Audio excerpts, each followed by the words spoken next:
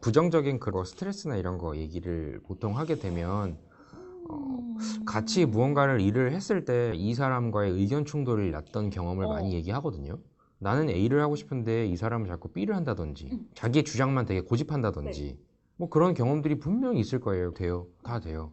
다만 그런 갈등을 어떻게 본인이 느꼈고 어떻게 그거를 해결하고자 했는지에 대한 게 적극성이 들어가야 되고 결과가 나와야 되고 거기에 대한 느낀 점 딱 거기까지 정리를 하면 돼요. 누군가는 안 했다는 거 아니에요. 그럼 어떻게 했어요? 제가 해야죠.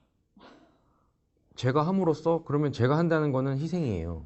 전체를 위한 배려고 그렇게 표현하면 되죠. 특정인이 그 팀에서 해야 될 일을 해야 했으나 한 명이 빠짐으로써 전체가 피해가 보는 상황이 발생을 했고 내가 그거를 해결하기 위해서 적극적으로 나서서 하나를 더 하자라는 거를 했고 그랬더니 팀 자체가 정상화로 이루어졌고 그 결과 원하는 목표를 달성할 수 있었다. 이렇게 가면 돼요. 그런 경우가 사회에 많을 텐데 이런 많은 갈등 사례가 있거든요. 남자분들 같은 경우에는 군대에서도 분명히 그런 게 하나 정도 있을 거고요. 근데 군대도 아까 얘기했듯이 군대라고 얘기하기보다는 조직생활, 조직생활을 했을 경우에, 그러니까 팀생활을 했을 경우에 어떤 겪었던 힘든 점 이런 것들로 얘기하면 돼요. 긍정적인 요소에는 다 봉사활동은 다 들어가요. 공동의 A라는 대상을 본인이 다른 친구들과 같이 이렇게 협업해서 도와주셨다. 뭐 연탄 배달 같은 것도 우리 팀이 다 가가지고 다 도와드렸다.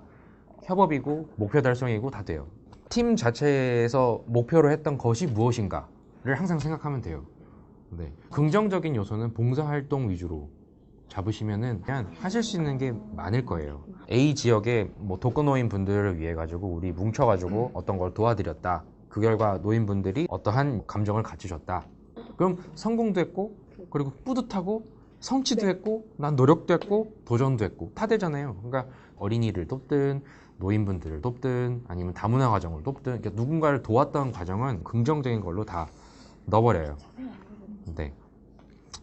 다만 걱정되는 거는 요약해서 얘기를 하라는 거예요. 길게 얘기하면은 안 들으려고 할 거예요. 갈등이 있을 때 뭔가 그런 억울한 경험이 없는데 지어내지 마요.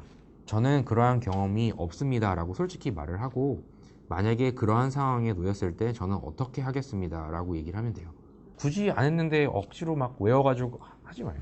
내가 생각한 거를 보여주는 게 면접이에요. 저는 이런 상황 속에서 이렇게 하고 싶습니다. 결론. 네. 그쵸?